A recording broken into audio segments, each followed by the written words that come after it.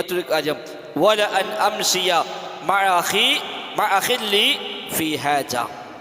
വല അൻ അംസിയ, തീർച്ചയായും ഞാൻ നടക്കുക എന്നത്, മശായംസി നടക്കുക, അംസി ഞാൻ നടക്കുക, അൻ അംസിയ ഞാൻ നടക്കുക എന്നത്, വല അൻ അംസിയ തീർച്ചയായും ഞാൻ നടക്കുക എന്നത്, മഅഖില്ലി എൻ്റെ സഹോദരൻ്റെ കൂടെ, എൻ്റെ ഒരു സഹോദരൻ്റെ കൂടെ ഞാൻ നടക്കൽ, ഫീ ഹാജത്തിൻ ഒരാവശ്യത്തിന് വേണ്ടി.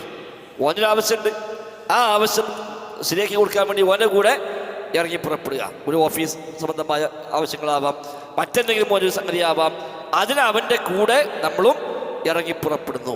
അങ്ങനെ ഒരാളുടെ കൂടെ ഒരു ആവശ്യ പൂർത്തീകരണത്തിനായി ഇറങ്ങി പുറപ്പെടുക എന്നത് അഹബ്ബു ഇലയ്യ എനിക്ക് ഏറ്റവും പ്രിയപ്പെട്ട കാര്യമാണ്, മിൻ അൻ അഅ്തകിഫ ഞാൻ ഇഴ്തികാഫിരിക്കുന്നതിനേക്കാൾ, ഫീ ഹാദൽ മസ്ജിദി ഈ പള്ളിയിൽ ഇഴ്തികാഫിരിക്കുന്നതിനേക്കാൾ.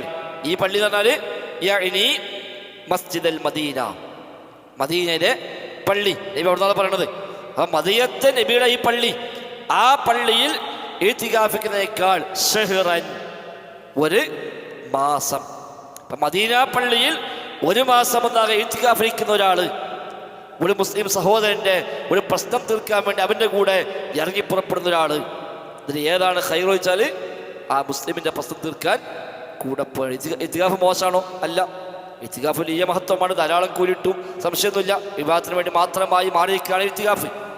മറ്റെല്ലാം ഒഴിവാക്കി റബ്ബിൻ്റെ സ്മരണയിൽ മാത്രം മുഴുകി പള്ളിയിൽ വന്ന് കൂടുതൽ ഇത്തികാഫ് എന്ന് പറയാം. പക്ഷേ അതിനേക്കാൾ എനിക്കിഷ്ടം എൻ്റെ സഹോദരൻ്റെ കയ്യും പിടിച്ച് അവൻ്റെ ഒരു പ്രശ്നം തീർക്കാൻ അവൻ്റെ കൂടെ നടക്കലാകുന്നു എന്ന് റസൂലുള്ളാഹി സ്വല്ലല്ലാഹു അലൈഹി വസല്ലം. അപ്പോൾ എത്രയാണ് അതിൻ്റെ ഒരു മഹത്വം. ഒരു മാസം മദീന പള്ളിയിൽ പോയി ഇത്തികാഫ് കേട്ടണമെങ്കിൽ നമ്മളൊക്കെ വലിയ മഹത്വം കൽപ്പിക്കുന്ന കാര്യമാണല്ലോ.